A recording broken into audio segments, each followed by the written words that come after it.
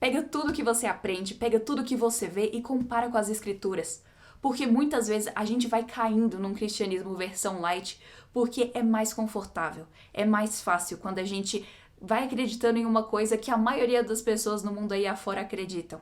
Mas o que a gente deve crer é aquilo que a palavra de Deus nos ensina, aquilo que é muito melhor, muito mais robusto, muito mais verdadeiro.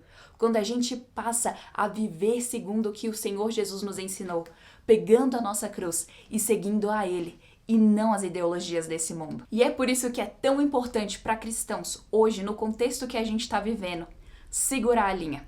Como assim? Como você viu, é o título desse livro, mas que é uma alusão a um panfleto que tinha na Primeira Guerra Mundial, que visava motivar e encorajar os soldados quando eles estivessem na linha de batalha, que dizia assim: estou aqui para 2 propósitos: segurar esta linha sob todas as circunstâncias e fazer o máximo de dano possível ao inimigo. Estou fazendo tudo o que posso para tornar esta linha mais forte possível? Sou tão ofensivo quanto posso ser com atiradores organizados, snipers, granadas, catapultas e patrulhas?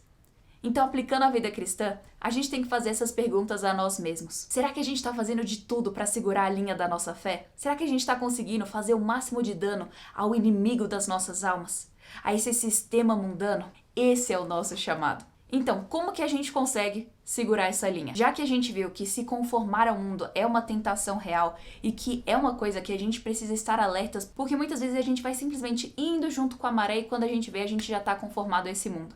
Então, o que a gente faz? Primeira coisa, a gente precisa reconhecer que essa é uma tentação real e buscar ver de onde ela vem. Uma das coisas, a gente precisa tirar os nossos olhos de nós mesmos. Porque quando Pedro estava com os olhos somente focados em si, ele viu as pessoas perguntando a ele se ele era um discípulo de Jesus, ele estava tão focado em si que ele negou a Jesus. Mas no momento que Jesus passou e aqueles olhares se encontraram, naquele momento Pedro caiu num profundo arrependimento. Então a gente precisa ter os nossos olhos em Jesus, para que a gente sempre se lembre do olhar daquele que morreu por nós. E reconhecer de onde vem a tentação.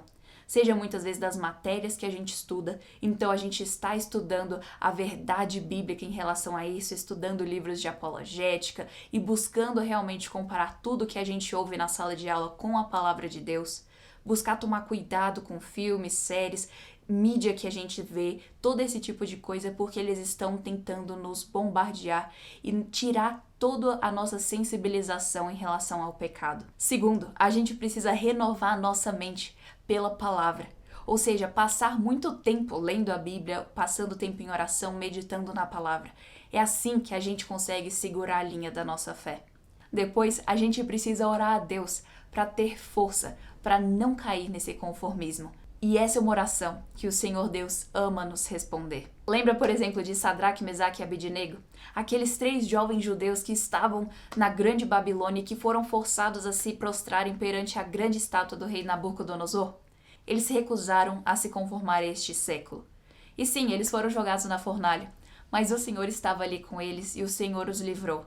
Então, mesmo que nós, hoje, sejamos jogados na fornalha deste mundo por crermos nas verdades que nós cremos, mesmo assim, o nosso Deus vai estar ali conosco. Ele vai estar nos guardando. Então, não queira viver por mentiras. Viva pela verdade, e a verdade é a palavra de Deus.